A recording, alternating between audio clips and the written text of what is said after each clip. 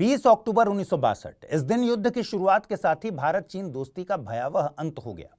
भारत को युद्ध की चुनौती तब मिली जब भारत हिंदी चीनी भाई भाई का नारा लगाते थकता नहीं था।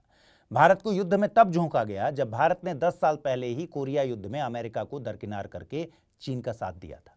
भारत को युद्ध की त्रासदी तब झेलनी पड़ी जब उसने 1949 में जापान के साथ शांति संधि सम्मेलन में इसलिए हिस्सा नहीं लिया क्योंकि उसमें चीन को नहीं बुलाया गया।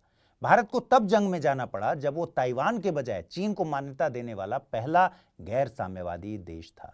यानी दोस्ताना रिश्ते रखने की तमाम कोशिशों के बावजूद भारत को एक अनचाहा युद्ध सामना करना पड़ा।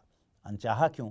वो इसलिए क्योंकि उस दौरान भारत चीन के रिश्ते बुलंदियों के दौर से गुजर रहे थे। भारत को भरोसा था कि चीन उसके साथ कभी भी धोखा नहीं करेगा। दूसरी तरफ भारत कभी भी विस्तारवादी नीति वाला देश रहा ही नहीं। दूसरे देशों के जमीनें हड़पने की उसकी मंशा कभी नहीं रही। बावजूद इसके भारत को कई युद्धों का सामना करना पड़ा। इसकी वजह रही है कि जब भी भारत की संप्रभुता और अखंडता पर खतरा मंडराया, वो चुप नहीं बैठा। अपनी रक्षा के लिए भारत कई बार युद्ध लड़ चुका है। इन जंगों में भारत को कभी पड़ोसी पाकिस्तान तो कभी चीन से चुनौती मिली। भारत को अब तक सभी युद्धों में जीत मिली सिवाय एक को छोड़कर, और वो एकमात्र युद्ध 1962 में लड़ा गया।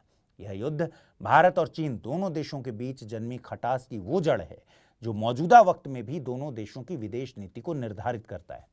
सवाल है कि रिश्ते को दोस्ताना रखने की तमाम कोशिशों के बावजूद जंग की नौबत क्यों आई? इस जंग के पीछे सबसे बड़ी वजह क्या थी? क्या इसके पीछे चीनियों की कोई चाल थी या भारत की कोई भूल?